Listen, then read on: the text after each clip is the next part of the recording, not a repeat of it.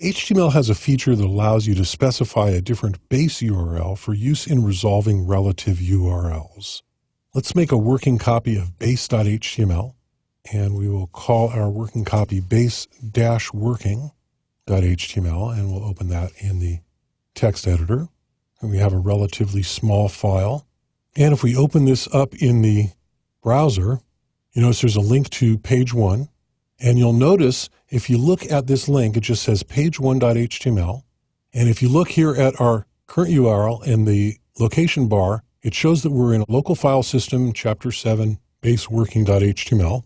But if I hover over this and you look down here at the bottom, it says it's looking for it on my server at ldc.bw.org/htmlchapo7 page 1, like that. And that's because of this base tag here.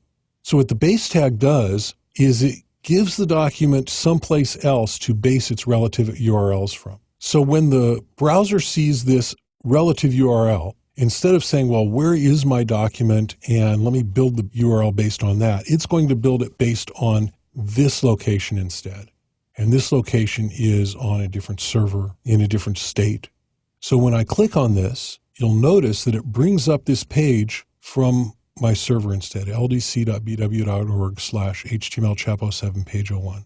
And when I link to page 2, see, it's all there on the server. Back to page 1. Even when we link back to the original document, we're not at our original document on the local file system. It's on the server instead.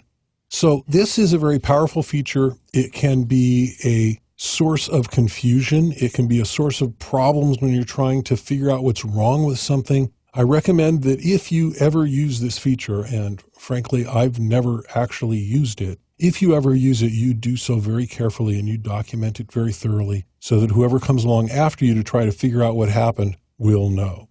The base element allows you to specify the base URL for use in resolving relative links. This can be handy for development purposes, but I strongly recommend against using it in a production environment.